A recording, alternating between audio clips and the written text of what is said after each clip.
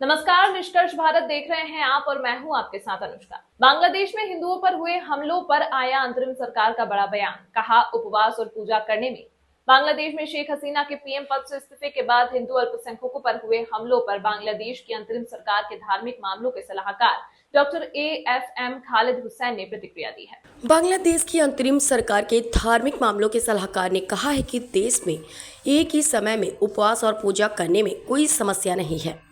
उन्होंने एक सौहार्दपूर्ण देश के निर्माण का आह्वान किया, जहां सभी धर्मों के लोग शांतिपूर्ण ढंग से एक साथ मिलकर रह सके।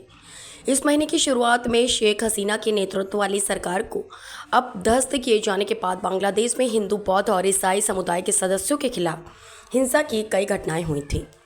48 जिलों में 278 स्थानों पर हमले हुए। Bangladesh national Hindu grand alliance ने कहा कि हसीना की नेतृत्व वाली सरकार को अपदस्थ किए जाने के बाद से अल्पसंख्यक समुदाय के लोगों पर 48 जिलों में 278 स्थानों पर हमले हुए हैं।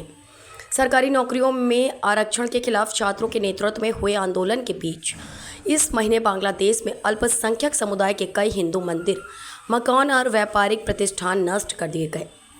सरकारी समाचार एजेंसी BSS की खबर के अनुसार चटगांव जिले के हाली शहर क्षेत्र में हजरत उस्मान जामे मस्जिद में शुक्रवार की नमाज से पहले लोगों को संबोधित करते हुए धार्मिक मामलों के सलाहकार डॉक्टर AFM खालिद हुसैन ने धार्मिक सद्भाव वाले उस देश के निर्माण का आह्वान किया जहां सभी धर्मों के लोग शांतिपूर्ण रह सके। बांग्लादेश सांप्रदायिक सद्भाव वाला देश, उन्होंने कहा, बांग्लादेश सांप्रदायिक सद्भाव वाला देश है।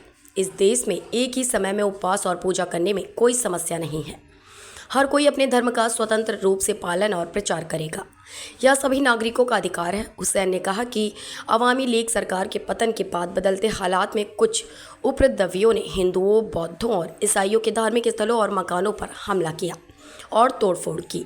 उन्होंने कहा, देश की छवि खराब करने के लिए कुछ विदेशी मीडिया में भी दुष्प्रचार फैलाया गया है।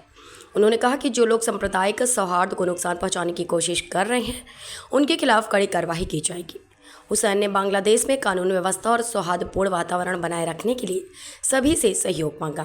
खबर हमारी, निष्कर्ष आपका। ऐसी ही तमाम महत्वपूर्ण खबरों के लिए देखते रहिए निष्कर्ष भारत।